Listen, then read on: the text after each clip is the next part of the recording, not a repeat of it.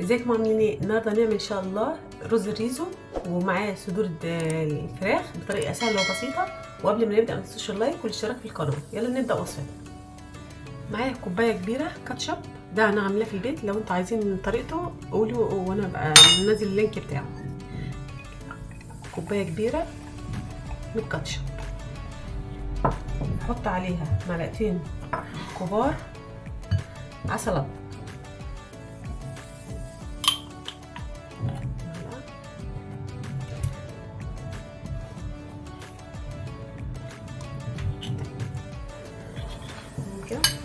عليهم معلقه كبيره خل،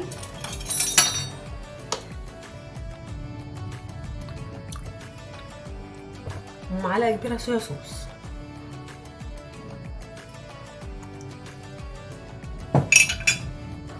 نقلبهم مع بعض.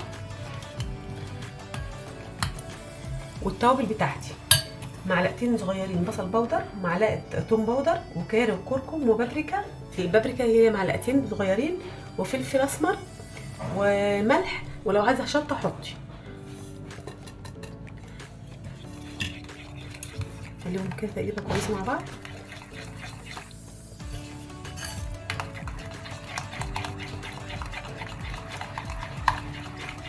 يعني البصل بودر اللي هو المعلقتين، والبابريكا، والباقي كله معلقه صغيره. ومعايا صدور فراخ احنا مقطعنا بالشكل ده، تمام. هحط عليها كوبايه زبادي،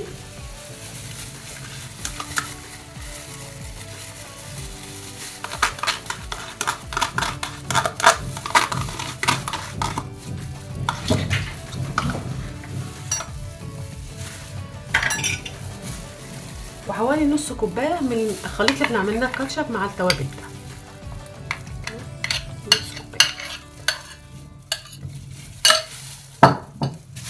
ونقلبهم مع بعض كويس.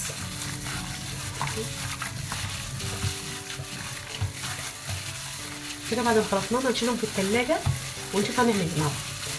ومعايا كوبايه دقيق، عليه نص كوبايه نشا. التوابل ده بابريكا، توم باودر، بصل باودر، معلقه صغيره بيكنج باودر، ومعلقه صغيره كركم، ومعلقه صغيره فلفل. كله ده معلقه صغيره كده هنحط على.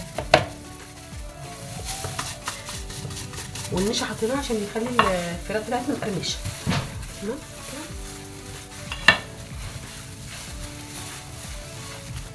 ونتبله بالملح. نحط برضه معلقه صغيره مليانه كده. كل مقادير كده مع بعض كده. هجيب البانيه بقى، طلعته من التلاجة بعد ما اتحط في التتبيله حطيناها مع بعض، الكاتشب والصويا صوص كده.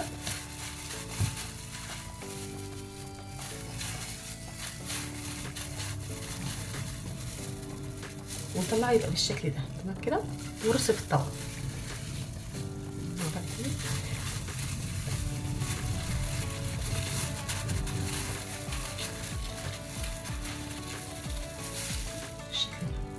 تمام. خلص بقى الكميه ونرجع مع بعض كده. بعد ما خلصت الكميه كلها انا حطيت كيس بلاستيك عشان ما يلزقوش كلهم في بعض وتطلع التتبيله ببعضها، تمام. هحطهم في الفريزر ونشوف هنعمل ايه مع بعض. ومعايا حله على النار، احط فيها شويه زيت ومعلقه سمنه مع بعض كده. ومعايا بصله انا مقطعها صغير كده، وابتدي اشوحها لما تصفر معايا شويه كده. اول ما البصله ابتدت تصفر معايا كده لون ذهبي، هنزل عليها حتت صغيره، يعني عن صدور فراخ كنت مقطعها صغيره من البانيه. انت عايزه تستغنى عنها مش مهم، تستغنى عنها براحتك، بس بيدي طعم الرز جميل كده. ومعلقه توم صغيره نديها،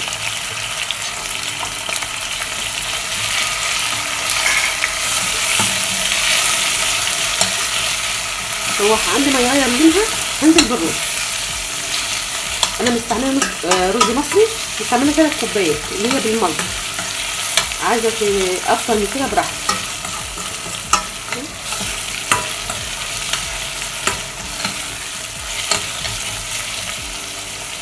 كده 3 كوبايات الرز اهو مصري انا غسلاه كده. هقلب بقى في الرز لغايه ما يشوح معايا، ومعايا التوابل كاري وكركم والملح، معلقه صغيره معلقه صغيره، والملح بقى وانت تدوقي وشوفي الملح الرز اللي كان محتاج ملح حطي ملح تاني كده. شوح كده، ومعايا نص كوبايه من الكاتشب، كوبايه الكاتشب اللي احنا عملناها على الصويا صوص والتوابل. تمام، هنزل بيها واقلب بقى شوح الرز بتاعي.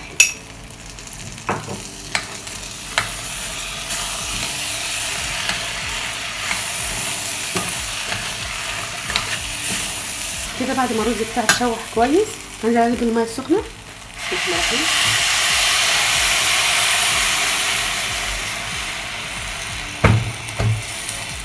اقلب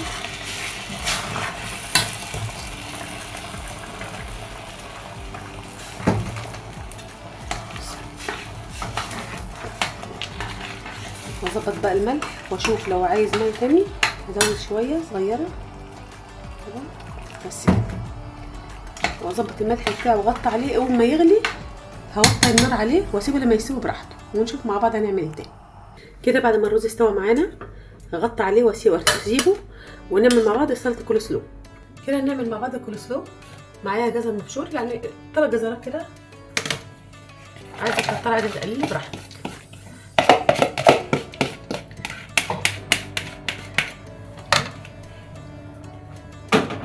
ومعايا كرنب اللي هو الكرنب بتاع السلطه اللي بيتباع الصغير ده، انا قطعت نص الكرنبه او اقل من نصها، نشوف انت حسب استعمالك بقى وحسب ما انت ايه حابه.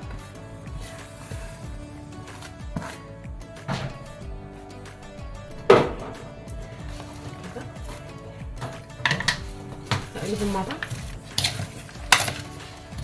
كده. بعد ما قلبنا الجزر والكرنب نص معلقه صغيره فلفل اسمر كده، دي بتاعت التوابل فهي صغيره، معلقتين كبار خل،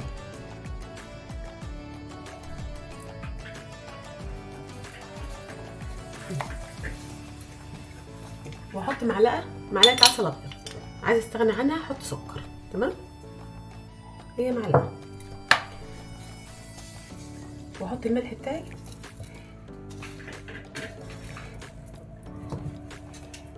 ومعايا مع كوبايه زبادي اللي هي الكوبايه الصغيره،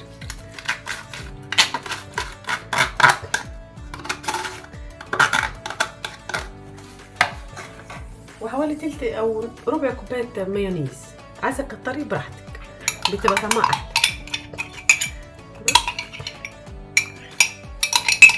هقلب المقادير بقى كلها على بعضها ونشوفها مع بعض. كده بعد ما قلبنا كول سلو هحطها في التلاجة لما نقلي البانيه ونقدمها مع بعض. كده حطيت الزيت يسخن معايا على النار وطلعت الفراخ بتاعتي من الفريزر. اول ما يسخن الزيت هقليها ونشوف هنعمل مع بعض ايه. هنزل بقى كده بسم الله الرحمن الرحيم كده ابتدى يسخن. انا طلعتها من الفريزر ما لحقتش برده ايه ان هي تجمد معايا شويه.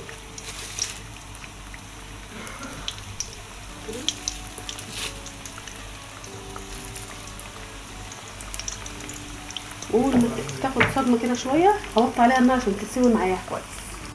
كده اول ما كده يتحمر معايا قلبت الناحيه الثانيه. تمام، اول ما يستوي هطلعه ونحط غيره ونشوف لما نيجي نقدمه مع بعض ان شاء الله. كده بعد ما قلينا الكميه بتاعت البانيه كلها هنغرف الرز ونشوف هنقدمه مع بعض ازاي. كده بعد ما خلصنا وغرفنا الرز مع بعض وقطعنا عليه حتت البانيه اللي قليناها، وهنقدم معاه كول سلو وصوص الريزو اللي احنا عملناه اللي هو الكاتشب على الخل على الصويا صوص. وده الكاتشب اللي انا بعمله في البيت، ولو عايزينه اكتبوا لي في التعليقات وانا اعمل لكم فيديو ليه. والف انا وشفا.